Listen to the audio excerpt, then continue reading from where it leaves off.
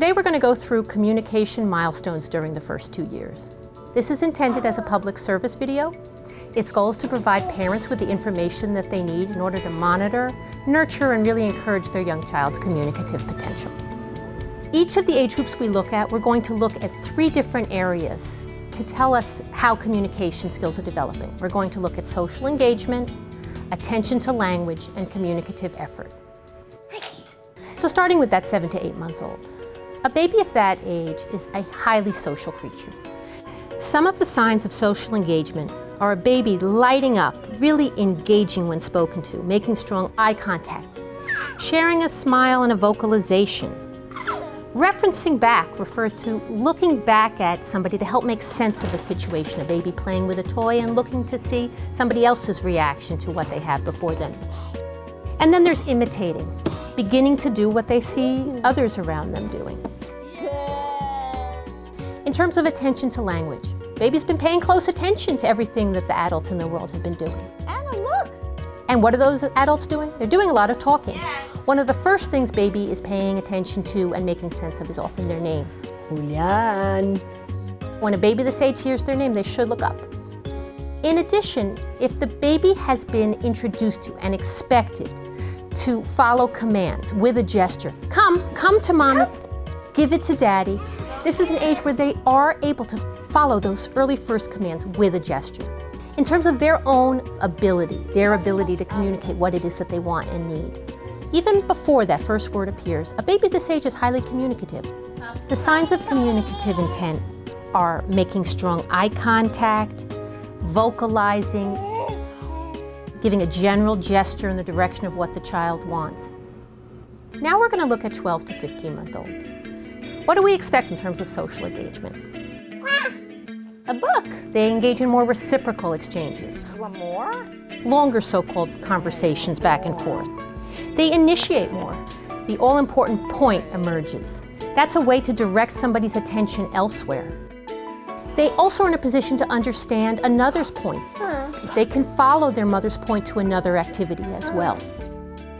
In terms of attention to language, in this age group, we're seeing babies able to understand a lot more language and follow commands without that gesture to prompt them. Good job. Now, when you say bye-bye, baby will just pick up their hand and start waving bye-bye, carrying out the gestures to songs they know. People on the bus go up and down. Pointing to body parts. Where's the baby's nose? Beep.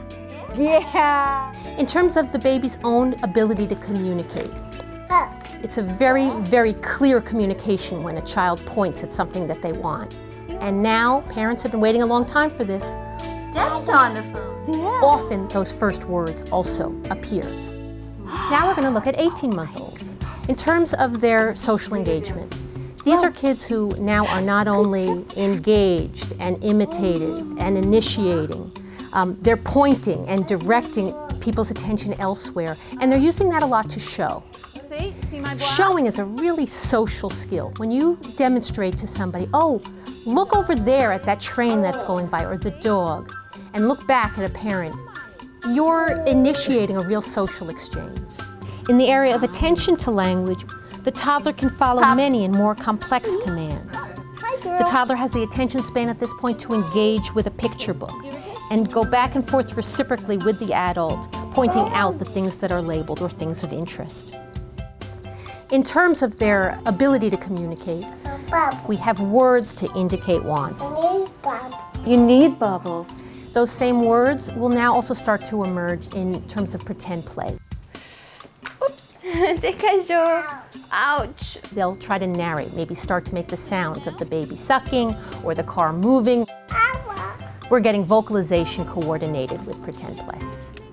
The 24-month-old is a social sophisticate. She is a ham. She wants your attention and she knows how to get it. Where is the city? Where's the city? At the park. At the park. At the park. This child's social engagement is demonstrated in that forum. She's wanting to show you everything, engage you constantly, all the time. In terms of attention to language, they understand everything around them. That's right. Yeah, I think that way. That looks like the top. They understand complex directives. Uh-oh. Should we wipe it out? Do you need a cloth to wipe it? They understand other people's conversation. There we go. Is that all better now? And then in terms of their own communicative ability, they should have a vocabulary that's 200 words and growing. Demonstrate many two-word combinations or longer. He has nails. He has nails? In addition, they're using that language for a wider range of purposes. Now, it's not only to make requests, it's to direct the activities of others, it's to comment, it's to say they don't want to do something. Do you want to feed them now? No, you feed Me? And they're bringing that language to their play as well. Play, pretend play really takes off. What do you think they like? pasta. Pasta?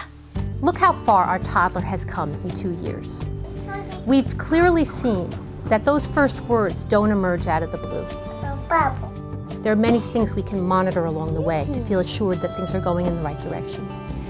I want to emphasize that there's a range of normal development. Children do things at their own pace. If the child is demonstrating some delays, we need to ask ourselves certain questions. Are we dealing with a hearing impairment? Is this a concern regarding cognitive development? Is this a language impairment? Is this a sign for autism in this child, among other things? And we know from the research on early intervention that the earlier we intervene with each of these difficulties, the better the outcome. So we're urging you as parents to bring any concerns you have to your pediatrician. You know your child best, and you're your child's advocate.